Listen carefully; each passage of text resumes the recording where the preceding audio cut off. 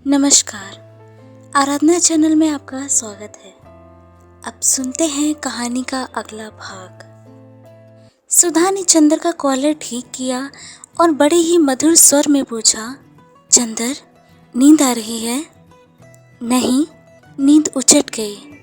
चंदर ने आँख खोलकर देखा। एकादशी का पवित्र चंद्रमा आकाश में था। पूजा से अविविक्त एकादशी की उदास चांदनी उसके बक्ष पर झुकी हुई बैठी थी। उसे लगा जैसे पवित्रता और अमृत की चंपई बादल उसके प्राणों में लिपट गया है।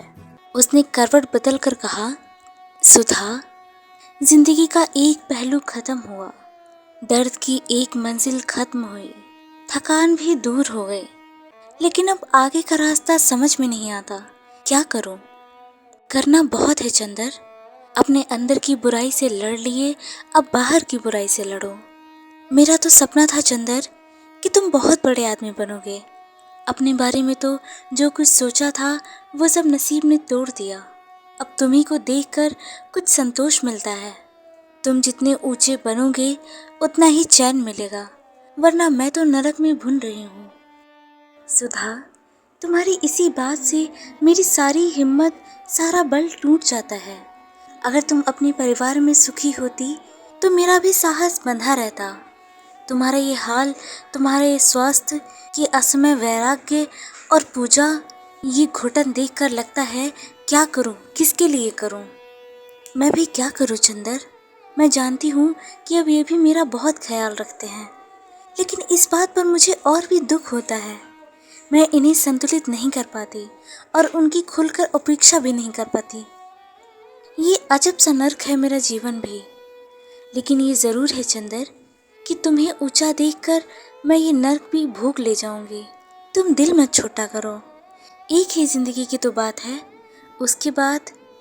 लेकिन मैं तो पुनर्जन्म में विश्वास ही नहीं करता। तब तो और भी अच्छा है। इसी जन्म में जो सुख दे सकते हो दे लो, जितना ऊंचा उठ सकते हो उठ लो। तुम जो रास्ता बताओ मैं वो अपनाने के लिए तैयार हूँ। मैं सोचता हूँ अपने व्यक्तित्व से ऊपर उठूँ, लेकिन मेरे साथ एक शर्त है, तुम्हारा प्यार मेरे साथ रहे। तो वो अलग कब रहा चंदर? तुम्ही ने जब चाहा मुंह फेर लिया, लेकिन अब नहीं। काश कि तुम एक क्षण का भी अनुभव कर पाते कि तुमसे दूर वहाँ वासना की कीचड़ में फंसी हुई मैं कितनी व्याकुल, कितनी व्यथित हूँ, तो तुम ऐसा कभी न करते। मेरे जीवन में जो कुछ अपूर्णता रह गई है चंदर, उसकी पूर्णता, उसकी सिद्धि तुम ही हो। तुम्ही मेरे जन्म जन्मांतर की शांति की सौगंध है। तुम अब इस तरह ना करना। बस ब्याह कर लो और दृढ़ता से ऊंचाई की ओर चलो। ब्याह के अलावा तुम्हारी सारी बातें स्वीकार हैं, लेकिन फिर भी तुम अपना प्यार वापस नहीं लोगे कभी, कभी नहीं चंदर। और हम कभी नाराज भी हो जाएं तो बुरा नहीं मानोगे? नहीं चंदर। और हम कभी फिसले तो तुम तटस्थ होकर नहीं बैठोगी, बल्कि बिना डरे हुए मुझे खींच लाओगी उस दलदल से। ये कठिन है चंदर, आखिर मेरे भी बंधन है, लेकिन खैर। अच्छा ये बताओ, तुम दिल्ली कब जाओगे? अब दिल्ली तो दशहरे में जाऊंगा, गर्मियों में यहीं रहूंगा, लेकिन हो सका तो लौटने के बाद शाहजहांपुर आऊंगा। सुधा चुपचाप बैठी रही। चंदर भी चुपचाप लेटा रहा। थोड़ी देर बाद चंदर ने सुधा की हथेली अपने हाथों पर रख ली और आंख बंद कर ली। जब वह सो गया तो सुधा ने धीरे से हाथ उठाया और खड़ी हो गई। थोड़ी देर अपलक उसे देखती रही और धीरे धीरे चली आई। दूसरे दिन सुबह सुधा ने आकर चंदर को जगाया।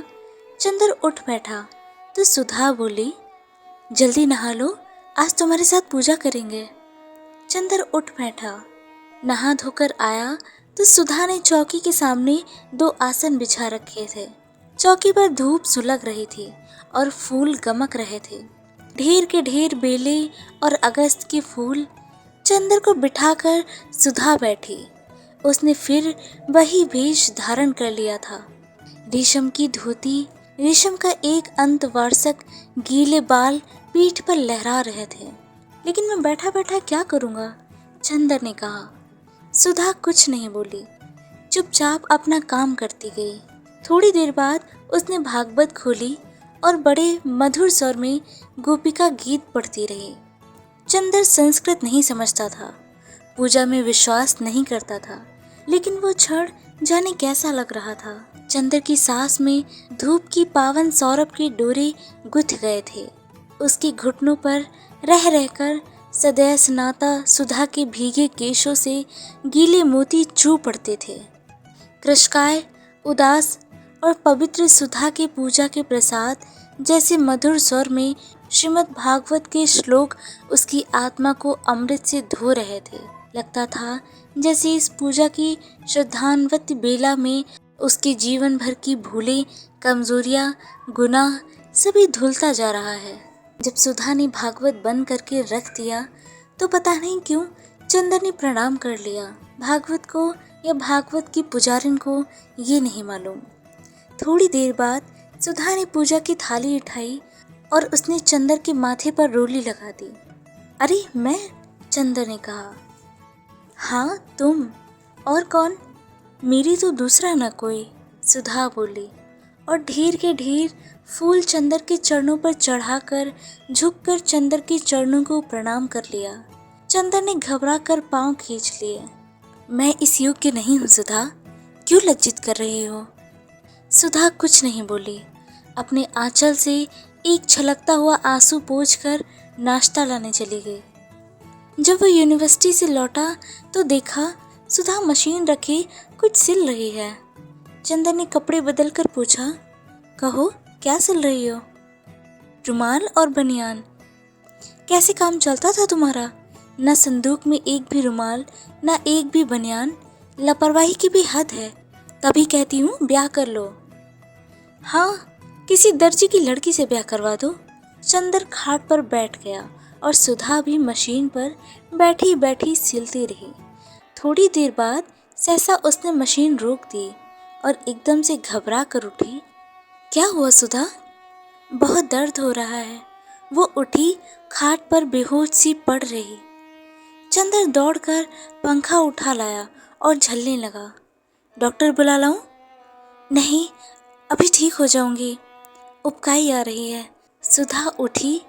जाओ मत, मैं पीकदान उठा लाता हूँ।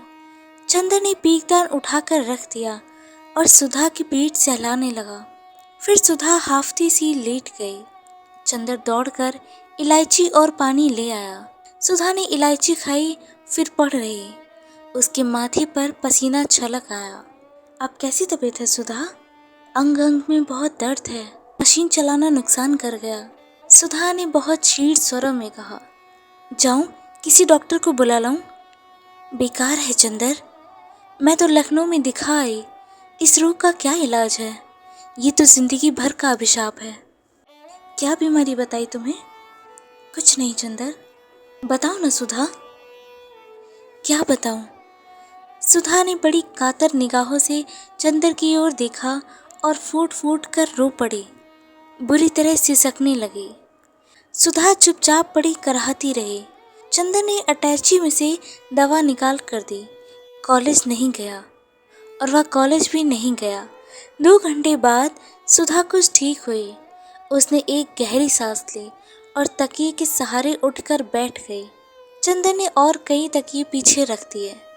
2 ही घंटे में सुधा का चेहरा पीला पड़ गया। चंदर चुपचाप उदास बैठ गया। उस दिन सुधा ने खाना नहीं खाया, सिर्फ फल लिए। दोपहर के 2 बजे भयंकर लू में कैलाश वापस आया और आते ही चंदर से पूछा, सुधा की तबीयत तो ठीक रही? ये जानकर कि सुबह खराब हो गई थी, वो कपड़े उतारने के पहले सुधा के कमरे में गया और अपने हाथ से दवा देकर फिर कपड़े बदलकर सुधा के कमरे में जाकर सो गया। बहुत थका मालूम पड़ता था। चंदर आकर अपने कमरे में कॉपियां जांचता रहा। शाम को कामिनी, प्रभा तथा कई लड़कियां जिन्हें गीसू ने खबर दी थी, वो आई और सुधा और कैलाश को घेरे रही। चंदर उनकी खातिर तवज्जो में लगा रहा। रात को कैलाश ने उसे अपनी छत पर बुला लिया और चंदर के भविष्य के कार्यक्रम के बारे में बात करता रहा। जब कैलाश को नींद आने लगी तब वह उठकर लॉन पर लौट आया और लेट गया। बहुत देर तक उसे नींद नहीं आई। वह सुधा की तकलीफों के बारे में सोचता रहा। उधर सुधा बहुत देर तक करवटें बदलती रही। ये 2 दिन सपनों की तरह बीत गए और कल वो फिर चली जाएगी चंदर से दूर, न जाने कब तक के लिए। सुबह से ही सुधा जैसी बुझ गई थी। कल तक जो उसमें उल्लास वापस आ गया था, वो जैसे कैलाश की छाह ने ही ग्रस लिया था। चंदर के कॉलेज का आखिरी दिन था। चंदर कैलाश को ले गया और अपने मित्रों से, प्रोफेसरों से उसका परिचय करा लाया। एक प्रोफेसर जिनकी आदत थी कि वे कांग्रेस सरकार से संबंधित हर व्यक्ति को दावत जरूर देते थे। उन्होंने कैलाश को भी दावत दी क्योंकि वो सांस्कृतिक मिशन में जा रहा था। वापस जाने के लिए रात की गाड़ी तय रही। हफ्ते भर बाद ही कैलाश को जाना था, अतः वह ज्यादा नहीं रुक सकता था। दोपहर का खाना दोनों ने साथ खाया। सुधा महाराजिन का लिहाज करती थी, अतः वह कैलाश के साथ खाने नहीं बैठी।